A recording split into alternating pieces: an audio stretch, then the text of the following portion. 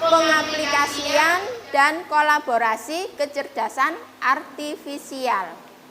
Untuk tujuan pembelajaran hari ini adalah kalian mampu menguasai teknologi pendukung akuntansi, kemudian mampu mengkolaborasikan ilmu akuntansi dengan AI secara sederhana, dan mampu menggunakan Excel atau VBA atau AI untuk otomatisasi posting secara cepat atau langsung, ya. Nah, sebelum kita masuk ke pembelajaran, untuk melihat semangat kalian, kita coba untuk tepuk semangat. Tepuk semangat. Semangat.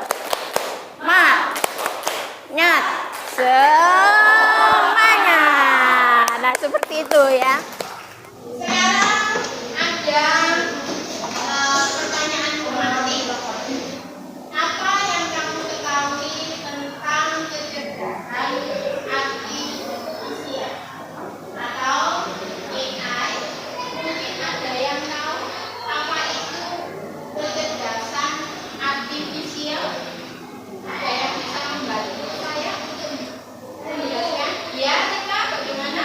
AI adalah cara berpikir komputer seperti manusia. Ya, cara berpikir komputer seperti manusia. Ada lagi mungkin yang bisa menyempurnakan? Ya, Alvina?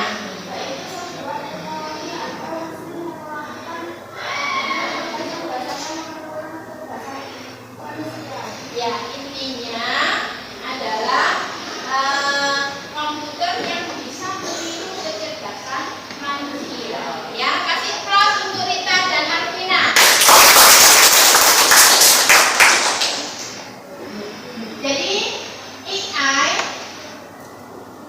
adalah suatu bidang ilmu komputer yang berfokus pada pembuatan sistem atau mesin yang dapat meniru kecerdasan manusia dalam menjalankan tugas-tugas tertentu. Nah, kira-kira tugas-tugas tertentu apa saja? Nah, yang pertama adalah bisa belajar dari data. Ya, contoh AI atau aplikasi AI ada yang tahu? Apa Rita kira-kira? Apa? Iya, ada Gemini. Kemudian? Ada Cici. ChatGPT bisa. Apa? Meta AI. Ya. Yang sering kalian gunakan dalam kehidupan sehari-hari? Iya, ChatGPT. Dari seringnya kalian membuat chat dengan ChatGPT, maka data kalian akan terbaca. Setelah itu akan terdeteksi siapa kalian. Seperti itu ya. Kemudian memahami bahasa manusia. Ya, kalau kamu sering ngechat pakai bahasa Jawa, nah akhirnya kira-kira bisa menyesuaikan untuk ChatGPT-nya. Bisa, ya. Kemudian tugas berikutnya yaitu bisa mengambil keputusan, bisa mengenali pola atau objek, dan merencanakan tindakan atau planning. Ya. Nah, untuk lebih jelasnya kalian simak video berikut ya untuk secara lengkap apa itu AI yang sebenarnya. Saya putarkan sedikit video ya. Disimak baik-baik.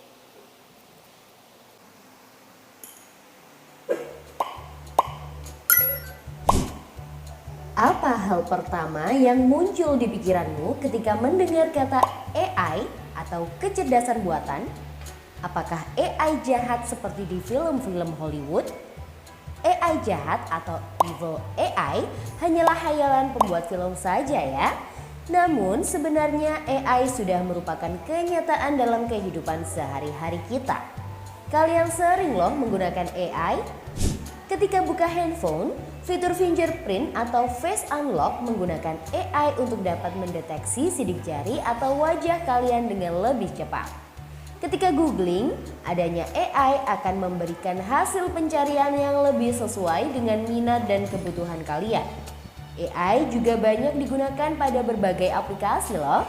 Contohnya fitur deepface pada Facebook yang mampu mengenali wajah yang ada di dalam foto. Filter foto juga menggunakan AI agar dapat menyesuaikan dengan bentuk wajah. Kalau kalian terbiasa nonton atau like konten K-pop misalnya, akan muncul rekomendasi konten yang enggak jauh-jauh dari K-pop juga. Bukan hanya di media sosial, rekomendasi musik atau film di aplikasi streaming, iklan produk pada e-commerce, rekomendasi dari virtual assistant seperti Google Assistant atau Siri juga menggunakan AI untuk mempelajari dan menyesuaikan dengan aktivitas yang biasa kalian lakukan. AI juga ada pada Google Maps untuk menganalisis rute yang paling cepat dan perkiraan waktu yang dibutuhkan. Pada game online, AI dipakai untuk mengendalikan permainan bot dan membuat karakter serta grafis permainan menjadi lebih hidup dan realistis. Lalu, apa itu AI? AI atau Artificial Intelligence atau kecerdasan buatan adalah sistem yang memungkinkan mesin atau komputer untuk berpikir, belajar, dan melakukan tugas seperti manusia. Istilah AI muncul pada tahun 1956 dalam konferensi Dartmouth yang diinisiasi oleh John McCarthy, seorang ilmuwan komputer asal Amerika Serikat. Di antaranya ada 4 teknik dasar pada AI yaitu searching, reasoning, planning, dan learning. Searching adalah teknik menemukan langkah-langkah yang sistematis untuk mencapai suatu tujuan atau solusi. Contohnya AI pada Google Maps. Reasoning adalah teknik menarik kesimpulan berdasarkan fakta-fakta yang ada. Contohnya AI pada aplikasi pendiagnosa penyakit. Planning adalah teknik memecah masalah kompleks ke dalam sejumlah operasi yang lebih sederhana. Contohnya AI pada mesin perakitan kendaraan. Learning adalah teknik mengajarkan pola-pola data untuk memperoleh pengetahuan. Contohnya AI pada sistem mobil tanpa pengemudi. Lalu, apa saja ya keunggulan menggunakan AI? AI dapat menyelesaikan tugas dengan cepat dan efisien sehingga dapat menghemat waktu dan sumber daya. AI dapat menganalisis data yang besar dan kompleks serta menemukan pola dan tren dari data tersebut. AI dapat bekerja secara konsisten dan mengurangi kemungkinan human error yang biasanya disebabkan oleh faktor kelelahan atau ketidaktelitian manusia. Selain itu, AI dapat bekerja 24 jam penuh, tidak seperti manusia yang terbatas. Sebaliknya, apa resiko menggunakan AI? AI membutuhkan data yang besar dan berkualitas tinggi untuk belajar dan beroperasi secara optimal. Kualitas data yang buruk dapat memunculkan hasil yang tidak akurat. Lalu, analisa atau rekomendasi yang diberikan oleh AI juga akan mengandung bias pada data yang diberikan kepadanya. Contohnya, jika data yang diberikan pada AI kebanyakan berasal dari pasien lelaki, maka analisa penyakit yang diberikan AI akan lebih sesuai untuk kondisi pasien laki-laki dibanding pasien perempuan. Selain itu, ada juga resiko keamanan privasi. AI dapat merekam informasi pribadi dan segala aktivitas di dunia online. Data-data tersebut dapat disalahgunakan untuk tindakan kejahatan. AI memberikan kemudahan dan dapat melakukan pekerjaan manusia. Namun kemudahan ini dapat memicu sifat malas dan serba instan. Selain itu, orang bisa saja kehilangan pekerjaan karena digantikan oleh AI. Contohnya pekerjaan customer service yang mulai digantikan dengan chatbot AI. Selain digunakan dalam kehidupan sehari-hari, AI juga dimanfaatkan dalam berbagai bidang. Di bidang kesehatan, AI dapat digunakan untuk membantu dokter membuat jadwal temu, mendiagnosis awal penyakit, dan merekomendasikan obat atau terapi tertentu. Di bidang keamanan, AI digunakan dalam kamera untuk mendeteksi adanya aktivitas yang mencurigakan. AI juga digunakan dalam keamanan cyber untuk mendeteksi serangan di dunia maya. Di bidang keuangan, AI digunakan untuk menganalisis tren pasar, memprediksi perubahan, dan mengelola resiko investasi. AI juga dapat membantu dalam mendeteksi transaksi keuangan yang mencurigakan. Di bidang bisnis, AI digunakan untuk menargetkan iklan yang lebih spesifik dan personal serta menjawab pertanyaan dan menerima keluhan konsumen. Di bidang otomotif, AI digunakan pada mobil untuk mengenali rute dan menghindari tabrakan. Pabrik otomotif juga menggunakan AI agar proses produksi menjadi lebih efisien dan terjamin kualitasnya. Di bidang logistik, AI dapat merencanakan rute pengiriman yang paling efektif sehingga mengurangi biaya operasional dan waktu tempuh. Di bidang pertanian, AI digunakan dalam memantau kondisi tanaman, mengendalikan hama dan penyakit tanaman, serta memprediksi hasil panen. Di bidang lingkungan, AI digunakan dalam menganalisis data sensor dan citra satelit untuk memantau perubahan iklim dan lingkungan. Bagaimana dengan penggunaan AI di bidang pendidikan? AI dapat membantu memantau kemajuan belajar siswa dan merekomendasikan materi atau penilaian yang sesuai dengan kompetensi, kebiasaan, dan minat siswa. Dengan begitu, proses belajar menjadi lebih bermakna dan tepat sasaran. Wah, banyak banget ya manfaat dari AI. Meskipun begitu, teknologi AI tetap memiliki batasan dan resiko. Jadi, kamu perlu paham hal ini agar bisa menggunakan AI secara kritis dan bijak. Teknologi AI apa nih yang sudah pernah kalian gunakan? Kira-kira kalian ada ide mau mengembangkan AI yang seperti apa? Yaitu sedikit pengetahuan mengenai AI ya. Secara sederhana, AI atau KA, otak buatan manusia pada komputer atau mesin yang dibuat bisa berpikir atau bertindak layaknya manusia, bahkan hasilnya lebih cepat. Ini nanti kita coba kolaborasi ya. Kolaborasi antara ChatGPT dengan di bidang akuntansi ya. Bagaimana kalian sebagai calon seorang accounting mengerjakan akuntansi itu secara cepat dan akurat. Nggih. Nah, tadi disebutkan dalam video bahwa AI atau kecerdasan artifisial banyak digunakan dalam berbagai bidang. Ada tadi kesehatan ya, transportasi, pendidikan, dan ekonomi.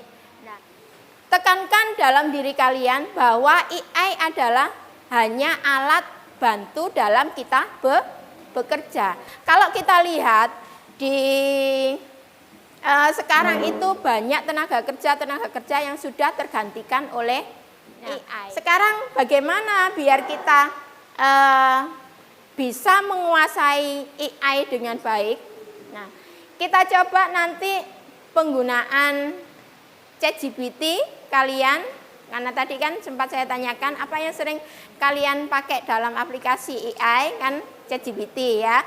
Kita coba untuk penggunaan ChatGPT nanti kita gabungkan dengan akuntansi, bagaimana cara kalian bekerja mengerjakan bukti transaksi secara cepat dan menghasilkan neraca saldo secara cepat juga ya. Kalau kita mengerjakan secara manual kan biasanya agak lama. Ya, agak lama, kemudian resiko kesalahan juga terlalu besar kalau kalian tidak teliti. Ya kan? Ya. Ini ada suatu soal. Kalau kalian sebagai seorang accounting mempunyai 100 transaksi, apakah harus posting manual satu persatu? Kira-kira bagaimana? Ya, kalau dulu sebelum ada AI, kita posting satu persatu. Ya, dan kesalahan di akhir ada kesalahan, kita coba lagi dari awal. Ya, seperti itu kalau dulu. Ya, zaman saya sekolah dulu seperti itu, belum ada AI. Nah, sekarang kita praktekkan jika kita mempunyai dokumen sebanyak segini, bagaimana kita bisa menggunakan AI dengan baik? Kalian perhatikan, saya buat suatu bukti transaksi dulu ya. Kita masukkan atau kita kirimkan pada chat GPT ya. Ini sebagai contoh dari transaksi yang sudah saya PDF-kan, nanti saya kirim ke sini. Untuk perangkat laptopnya bisa diaktifkan. Untuk Excel-nya, Word Excel silakan dibuka sama GPT-nya. Sama memperhatikan. Jadi caranya gini ya. Kita ambil foto atau file yang sudah kita PDF-kan tadi. Tadi nama filenya LK2. Kita kasih perintah ya. Buatkan jurnal umum dari LK2 dari data di atas.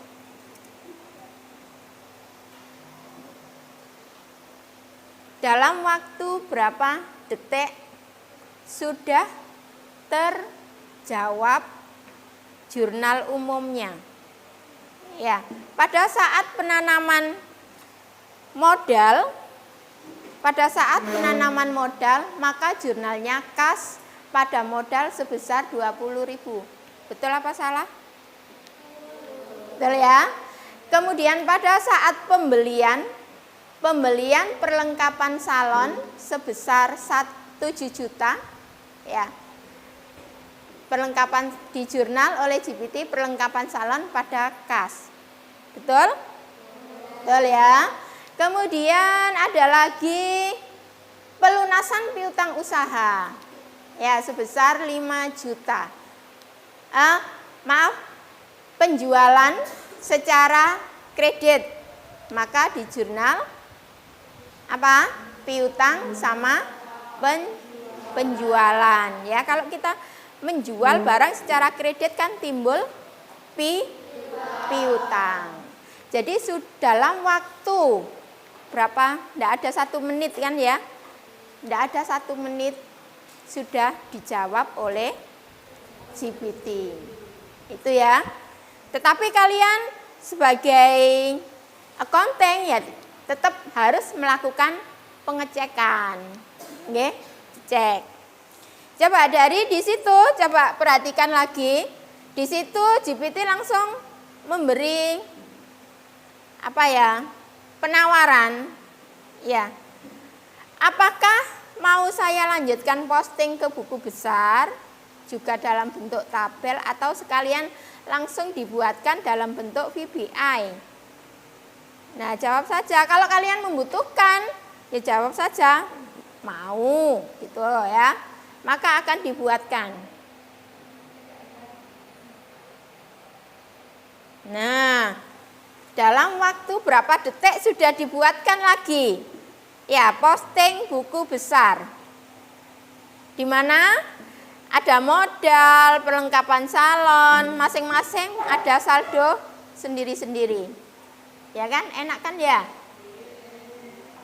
Nah, di sini juga dalam bentuk VBA disajikan. Bagaimana caranya? Kalau kita menyajikan dalam bentuk Excel, kalian bisa salin kode yang sudah disajikan. Kita salin, kita masukkan dalam Excel ya.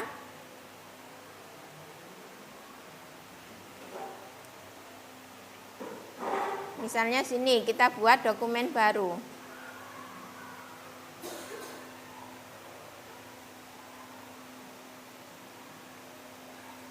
Aktifkan, jangan lupa VBA, Visual Basic berhubungan dengan menu developer ya. Kita klik Visual Basic-nya. Dari yang ada di ChatGPT, kita kopikan. Lanjut dengan run.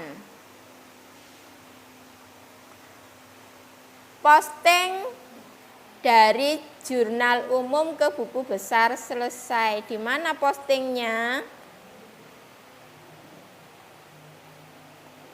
Nah, di sini ada jurnal umum tadi secara langsung dipindah, kemudian ada buku besar. Ada pertanyaan dari sini? Tidak ada? Kalau tidak ada, ini akan saya bagikan LK-nya ya. Jadi untuk biar kalian juga mengetahui, oh bagaimana sih kita menggunakan GPT dalam bidang akuntansinya.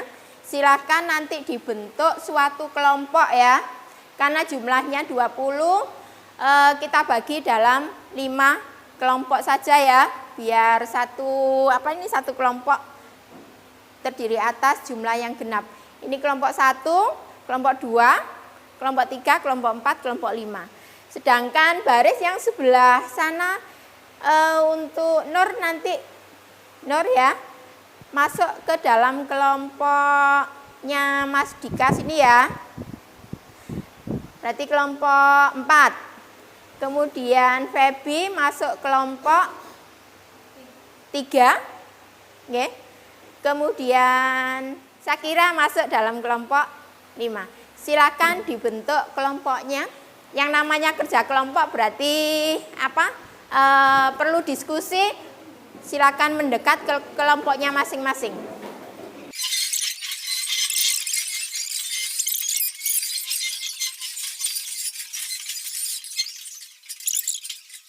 Sudah? Kelompok 1. Kelompok 2, nanti kalian bisa menggunakan ChatGPT, silahkan. Menggunakan Gemini juga silahkan ya, biar nanti tahu perbandingannya. Boleh menggunakan apa? Cici? Ya.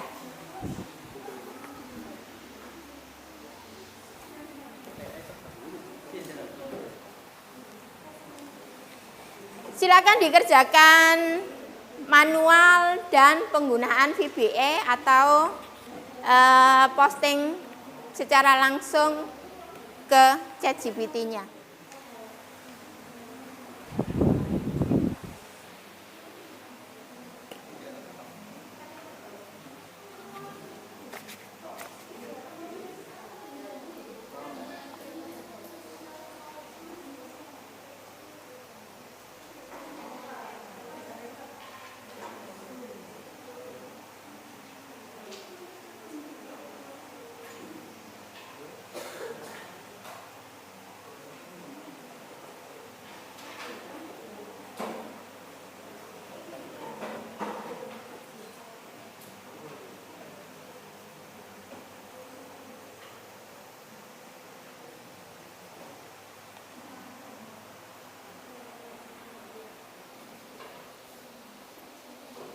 Koneksi internetnya bisa nyambung? Nyambung ya?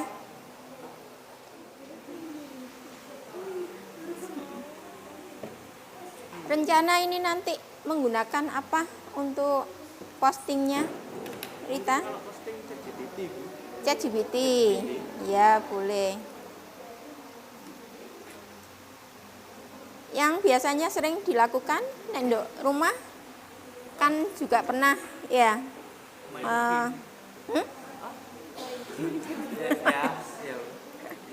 Selain ChatGPT mungkin pernah praktek atau yang lainnya?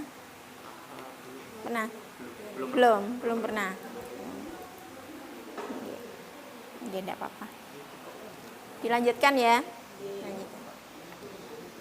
Jangan lupa jangan sampai ada kolom yang kosong ya.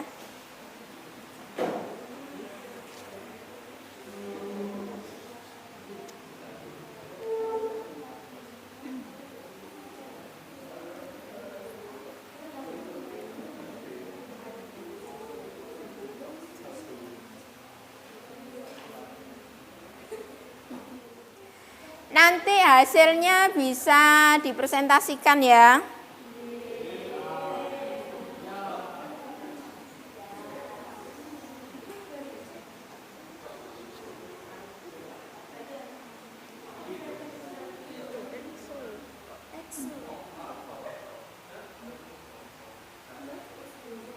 ini pakai GPT juga. Paling mudah ya. Kalau ada tugas yang lain memang suka pakai GPT atau yang lainnya? Pernah pakai apa? Meta AI. Selain itu ada? Gemini. Pernah mencoba ya? Ya dilanjutkan ya.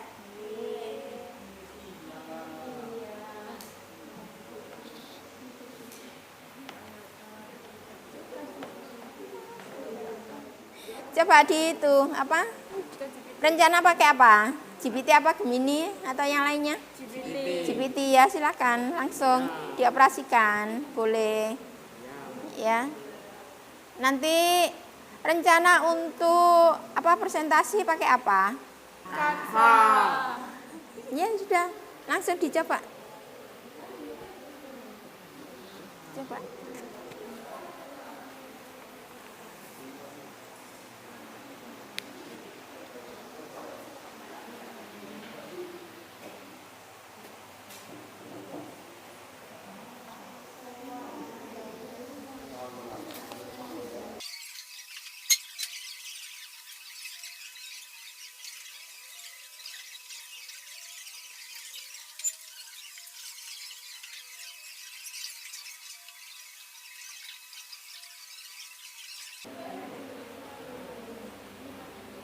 Ada yang sudah selesai?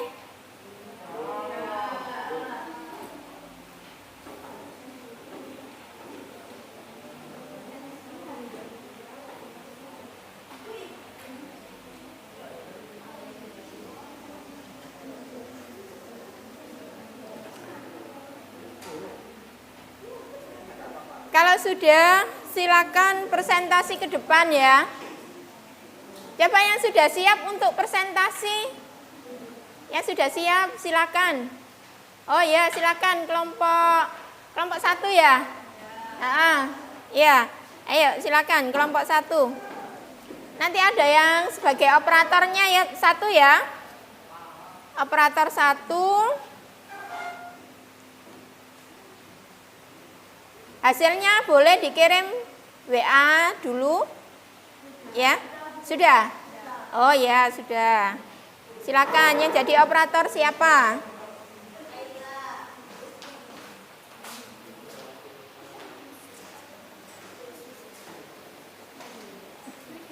Iya, langsung sini.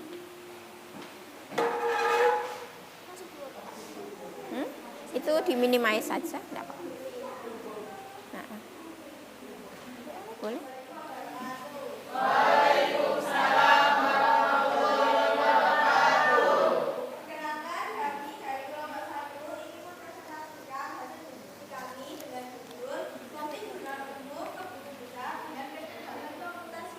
Enggak, kamu duduk aja, enggak apa-apa.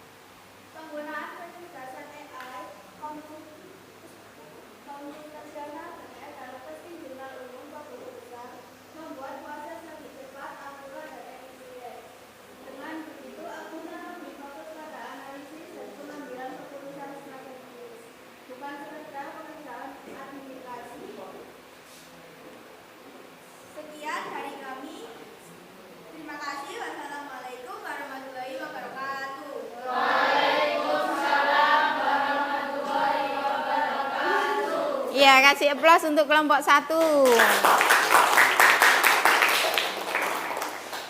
Refleksi dari pembelajaran hari ini yaitu apa manfaat KA dalam akuntansi? Yang pertama, yang kedua, bagaimana KA atau EI bisa membantu akuntan di masa depan. Coba pada lembar yang saya bagikan tadi LK di lembar terakhir itu ada lembar refleksi. Silakan ditulis refleksi menurut kalian, menurut kelompok masing-masing dulu. Silakan ditulis refleksinya. Nanti dikumpulkan ya, untuk refleksinya diisi dan nanti dikumpulkan. Ada yang sudah selesai refleksinya? Apa manfaat KA dalam akuntansi? Meme, coba Meme dulu. Ayo Meme. Apa manfaat KA dalam akuntansi? Sebagai dasar pengambilan keputusan, yaitu menyediakan informasi yang mendalam untuk mendukung opini auditor dan pengambilan keputusan manajemen. Dan sebagai memenuhi standar audit, yaitu membantu memastikan bahwa audit dilakukan sesuai standar profesional yang berlaku. Ya, kasih aplaus untuk Meme. Yang kedua, bagaimana AI bisa membantu akuntan di masa depan? Coba, Selin, coba Selin.